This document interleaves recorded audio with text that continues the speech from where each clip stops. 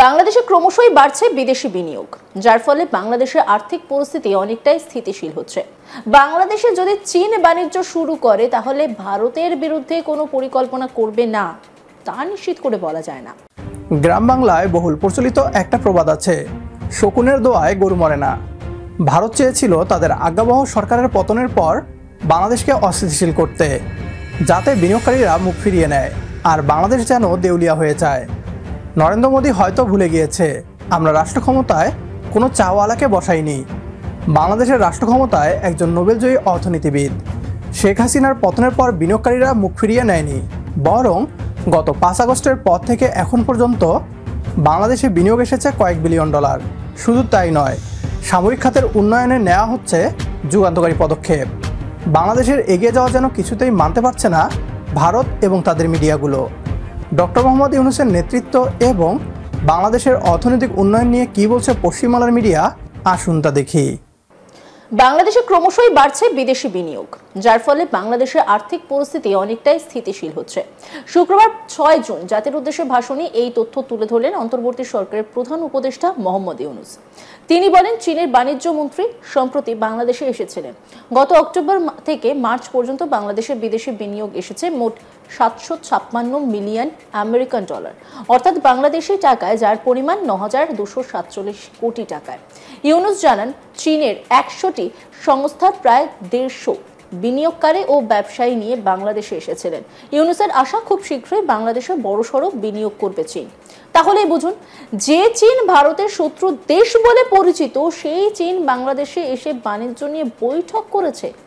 বাংলাদেশে যদি চীন বাণিজ্য শুরু করে তাহলে ভারতের বিরুদ্ধে কোনো পরিকল্পনা করবে না তা নিশ্চিত করে বলা যায় না।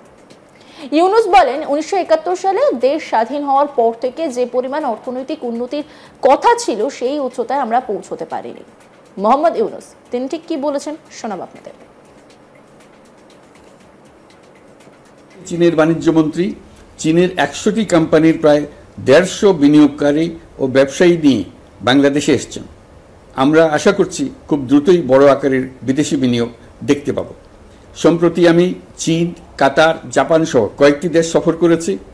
এসব সফরেও বিভিন্ন বৈঠকে বাংলাদেশের অর্থনৈতিক সম্ভাবনা অগ্রগতির কথা তুলে ধরেছে। দ্বিপাক্ষিক বাণিজ্য বিনিয়োগের বিষয়ে ফলপ্রসূ আলোচনা হয়েছে।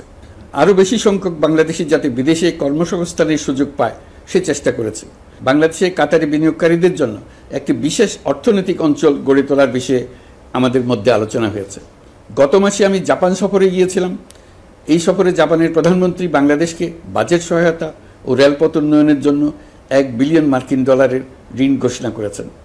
আমরা আগামী 5 বছরে জাপানে 1 লক্ষ কর্মী পাঠানোর চুক্তি সই করেছি। আমরা চাই বাংলাদেশ দক্ষিণ এশিয়ার অর্থনৈতিক প্রাণকেন্দ্র হিসেবে প্রতিষ্ঠিত হোক।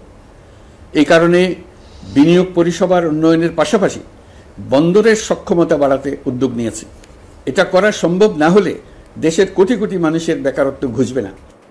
হাসিনা বাংলাদেশ থেকে বেরোনোর পর সেই দেশের অভ্যন্তরীণ পরিস্থিতিও পরিবর্তন হয়েছে। মোহাম্মদ ইউনূসের নেতৃত্বাধীন অন্তর্বর্তী সরকারের সঙ্গে যোগাযোগ বেড়েছে পাকিস্তানের। বিভিন্ন ইস্যুতে কাছাকাছি এসেছে পাকিস্তান ও বাংলাদেশ। আর সেখানেই শেষ নয়, বাংলাদেশের অনেক মৌলবাদী নেতা ও উপদেষ্টাদের তরফে ভারত বিরোধী মন্তব্যও করা হচ্ছে। ভারত ভেবেছিল ভিসা বন্ধ, ট্রানজিট সুবিধা বাতিল এবং রপ্তানি বন্ধ করে দিয়ে বাংলাদেশকে অর্থনৈতিকভাবে দুর্বল করে দিবে। অবশ্য তাদের এমনটা ভাবার কারণও আছে। বিগত সরকারের আমলে বাংলাদেশকে পুরোপুরি ভারতের উপর নির্ভরশীল করে রাখা হয়েছিল। তবে ডক্টর মোহাম্মদ ইউনূস তার ক্যারিজম্যাটিক নেতৃত্বে বাংলাদেশকে ভারতীয় আধিপত্য মুক্ত করে সমতার ভিত্তিতে সম্পর্ক বৃদ্ধি করেছেন চীন, পাকিস্তান সহ দক্ষিণ এশিয়ার অন্যান্য দেশগুলোর সাথে। ডক্টর মোহাম্মদ ইউনূস একজন আন্তর্জাতিক খেলোয়াড়।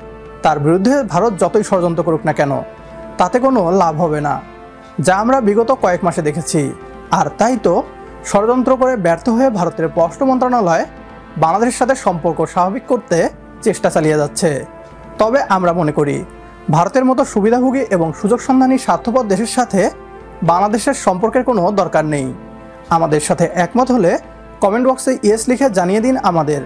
সেই সাথে ভিডিও শেয়ার করে দেখার সুযোগ করে দিন আপনার বন্ধুদের। পরবর্তী ভিডিও দেখার আমন্ত্রণ জানিয়ে বিদায় নিচ্ছি আজ। আল্লাহ হাফেজ।